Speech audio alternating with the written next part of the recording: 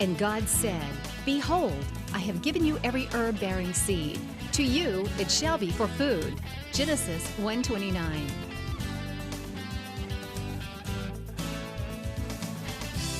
Man did eat angels' food. He sent them meat to the full. Psalm 78:25. Everyday Manna with Lisa. Hi everybody, and welcome to Everyday Manna. Today we are going to make a chicken and dumpling casserole that could not be simpler. To go alongside that, we're going to make a one-pan fudge cake and a wonderful green salad with a Roquefort cheese dressing.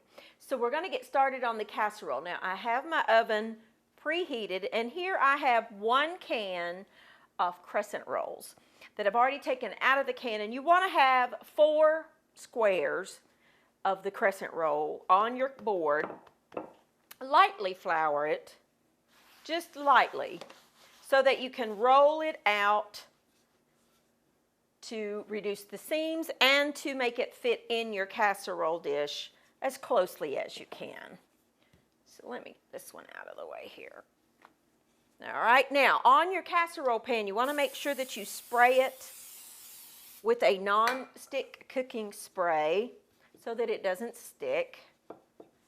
Or you could use, butter if you wanted to, butter and flour, but I just use the non-stick spray. My little extra one here just keeps getting caught on my board. I want to stretch it out to where it's almost the size of that.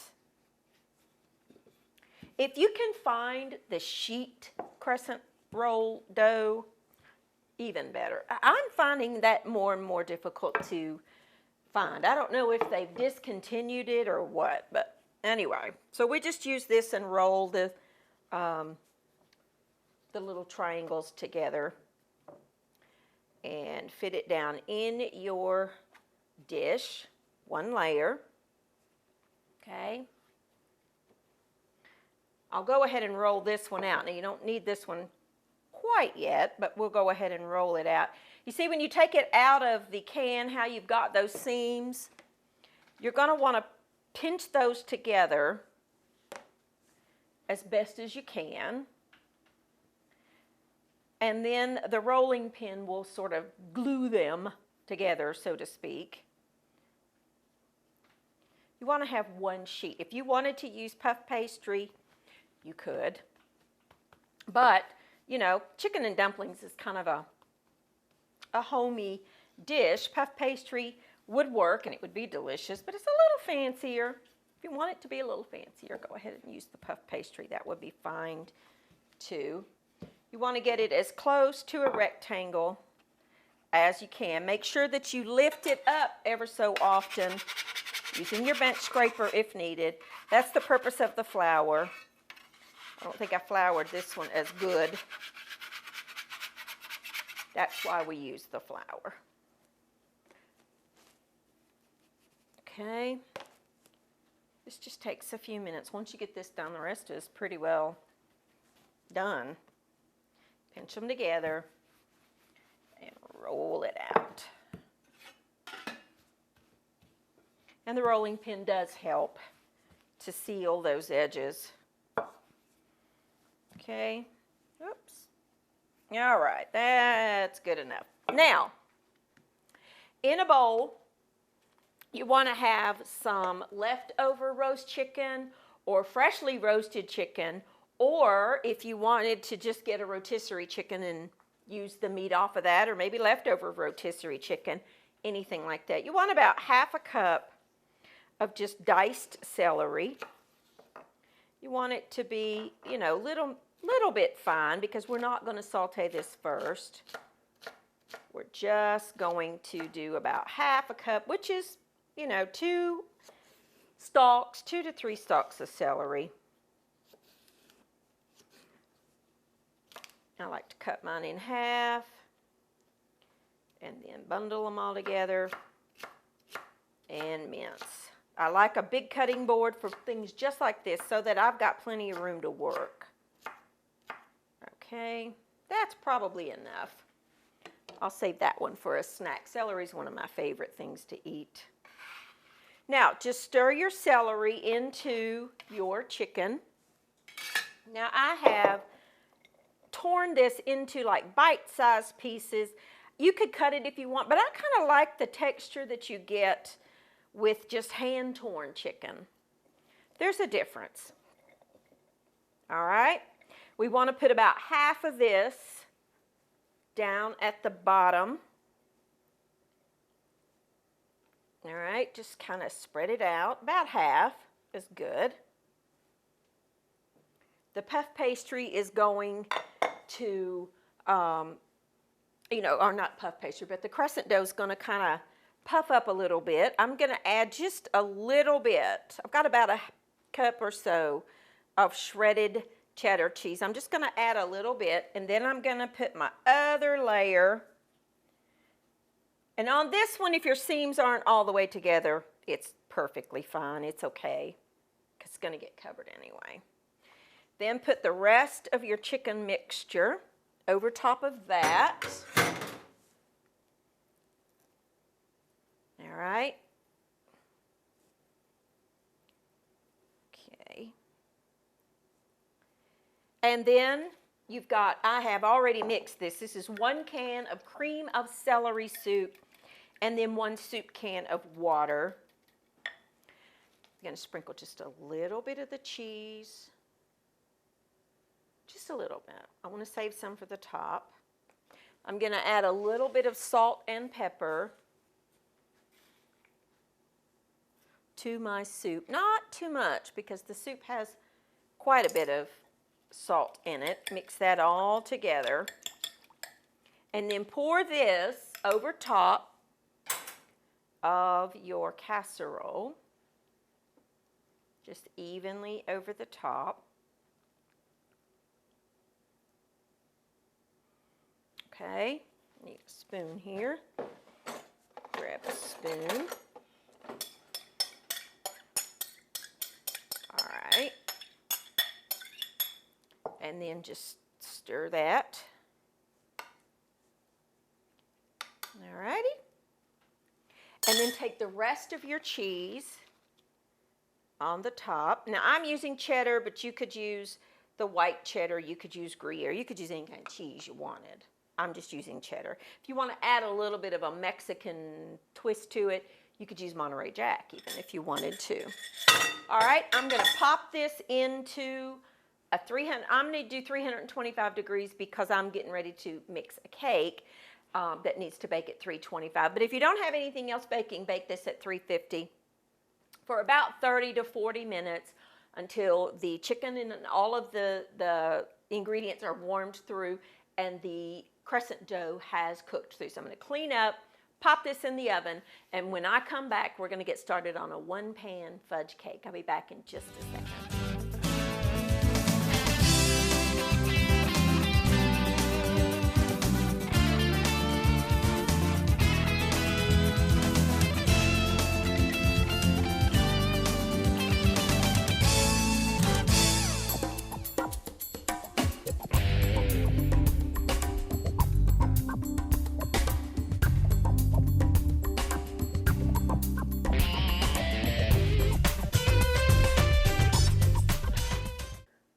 Okay, now our casserole is in the oven, and here I have 1 stick or half a cup of butter that I've melted, and I have some chocolate. I'm using bittersweet chocolate because we're adding sugar and I don't want it to be too sweet, that I also have melted in the microwave. I'm going to get this out. I used a little bit too big of a bowl, but that's all right.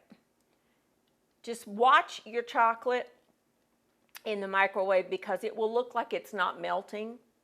It'll hold its shape, and then when you stir, it really is melted. So this took about 30 seconds. This is about 2 1/4 ounces or so of good quality chocolate. Okay. Make sure I get as much of that as I can. All righty. Now, stir that together with a spoon or a whisk. Stir in some vanilla. All right. I need a whisk. Let's see, did I grab one? No, I did not. So let's grab us a whisk. Edit this part out.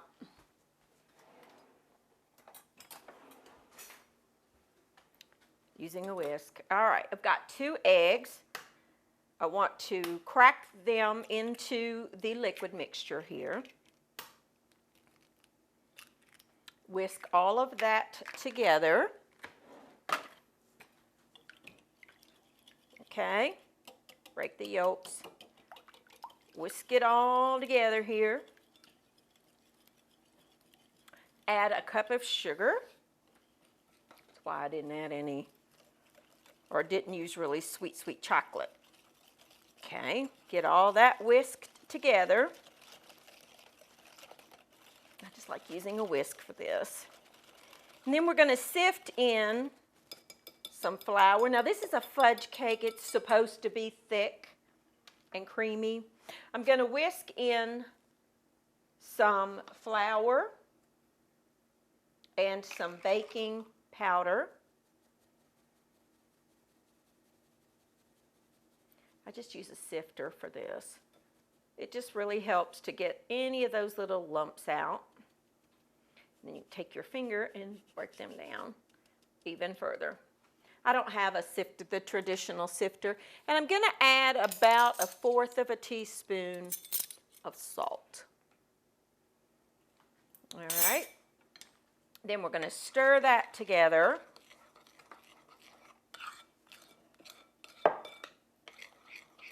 Till you get the flour combined. I have just a square baking pan here that I have sprayed with the non-stick spray that has the flour in it. The baking spray, I love that stuff. Use it all the time. I'm going to use a spatula thing to get all that flour mixed in there into the dough. And then I have some chopped walnuts because I like nuts in my cake. If you don't want to put the nuts in, you don't have to, but I think it adds something to it. It kind of goes between a cake and a brownie. It really is very good. All right, the mixture's thick and that's what you want, okay? And we're gonna put this in our pan that we've sprayed. This is going to go into the oven alongside our casserole. It's going to bake for about 30 minutes. Okay, kind of spread that out. Ooh, looks so good.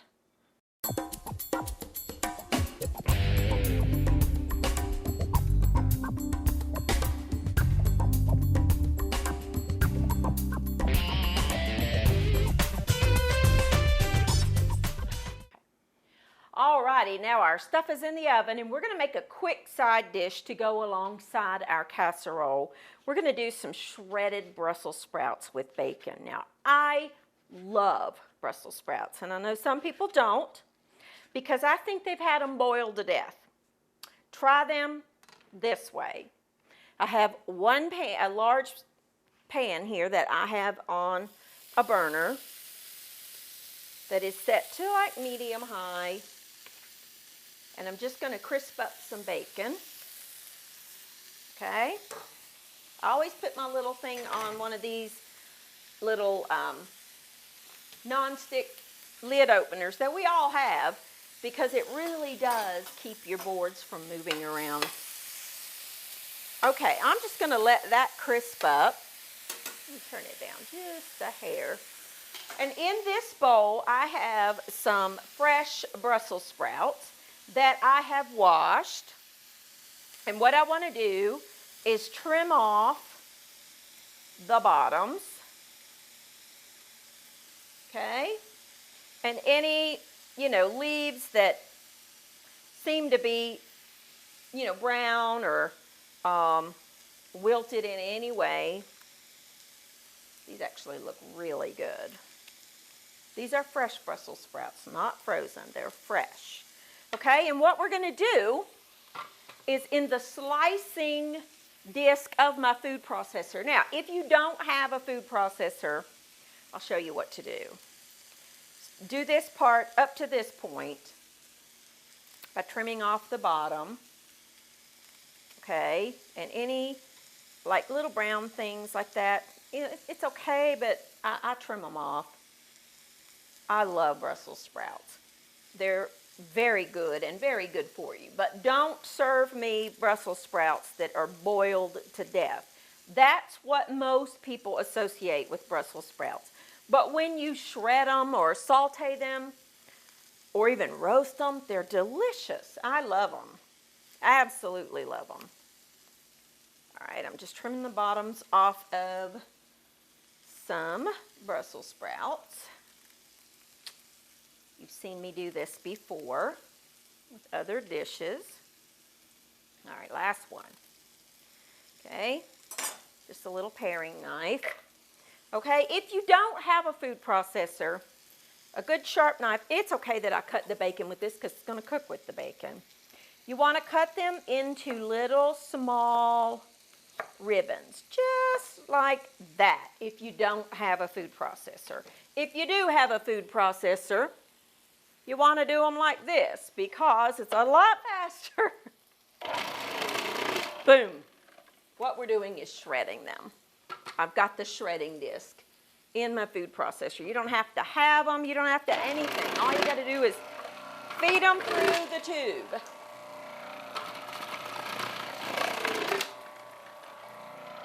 I've had this food processor for a long time, and it still is as good as the day I got. I mean, literally 25 years, and it still works great.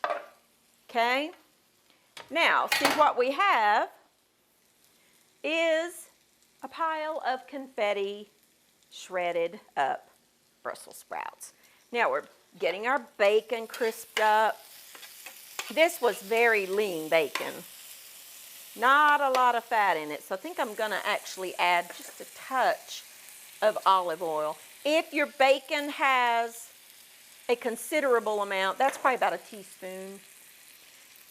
If your bacon has a lot of fat, you won't need to add the oil, but this was very, very lean.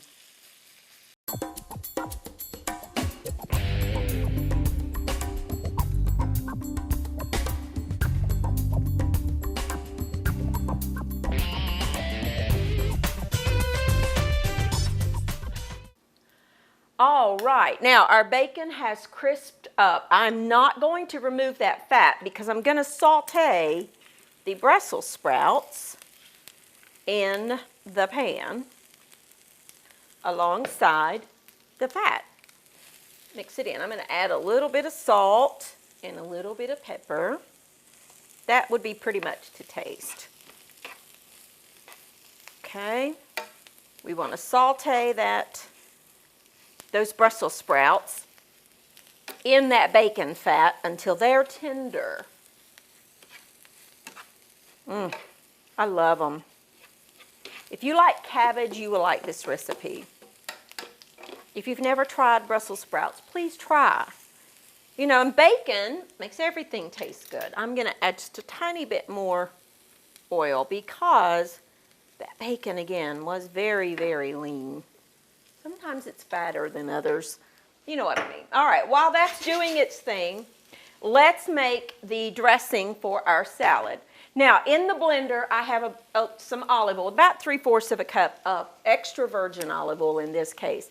I'm going to add some vinegar, red wine vinegar, a couple of tablespoons or so, because I like my dressings to be very tangy. I have some salt, some pepper, and some dry mustard. 1 egg, whole egg. All right. And the top, I'm going to put the top on this, and I'm going to just start it down real slow. And then this one has a button that you turn.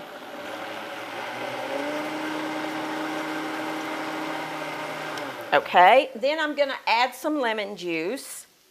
remember our rule. You roll it on the cutting board to kind of release those juices. Okay. If they have a pointy end, I like to cut that off for my zester because it works better, or my juicer, not my zester. I am just going to squeeze this right into my blender. Oop, it got me. All righty. I'm not tall enough here. Okay. Depending on how juicy your lemons are, you might need one, you might need two. I'm going to need two. I want a couple tablespoons of the acid, the juice. This is a quite tangy dressing. I already rolled that one. This one feels much softer. And see, this one doesn't have the little pointy end on it, so I'm not going to cut that end off. I find you get more juice. Whoop, there's my timer. Look how much juicier that one was because it was softer.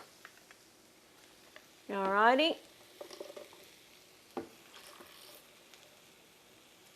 Okay, now we're going to put the top back on that loosely and just blend that.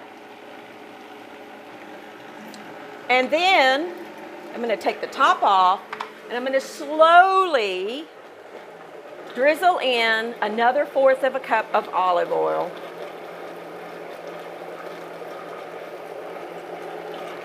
And some heavy cream on very low speed on the heavy cream.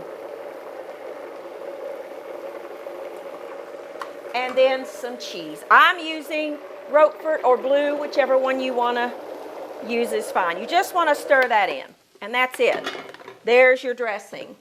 You want to serve that over top of some like romaine or some kind of a heartier green. These are almost done. They really only take a few minutes. You do not want them to be soggy. Okay.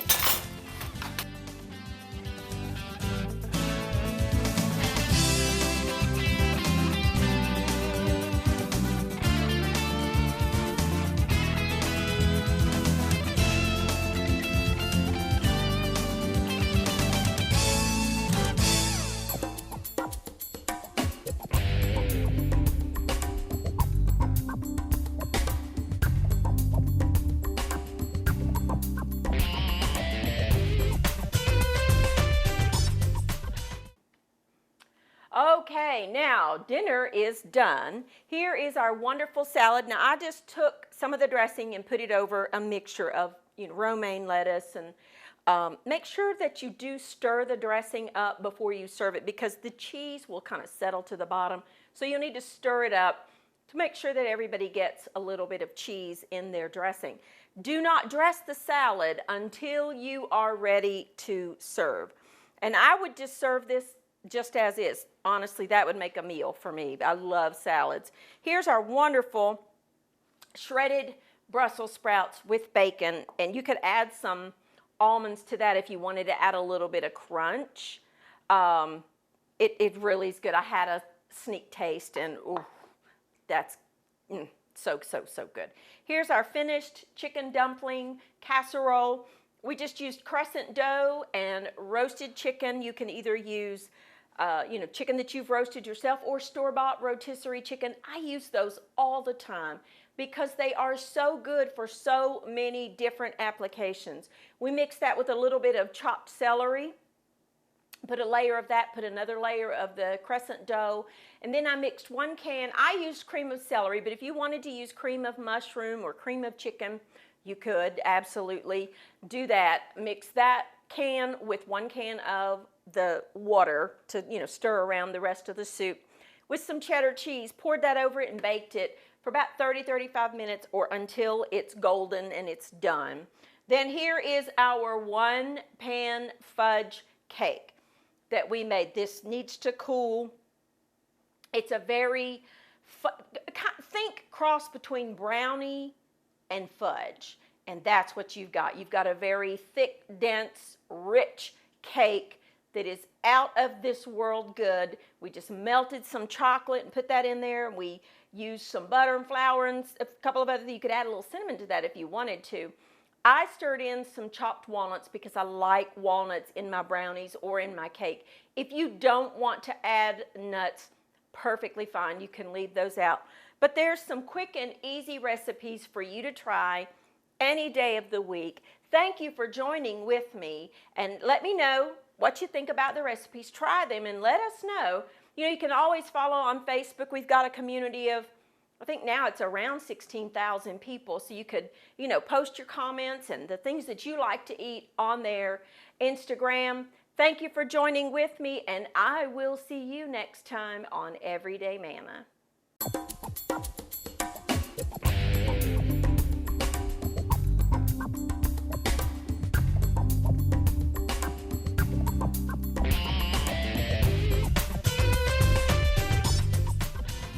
Thank you for watching Everyday Manna with Lisa. This program is made possible by viewers like you. Your support is continually needed to keep Christian programming on the air. Please send your best financial gift to Living Faith Television in care of Everyday Manna, P.O. Box 1867, Abingdon, Virginia 24212.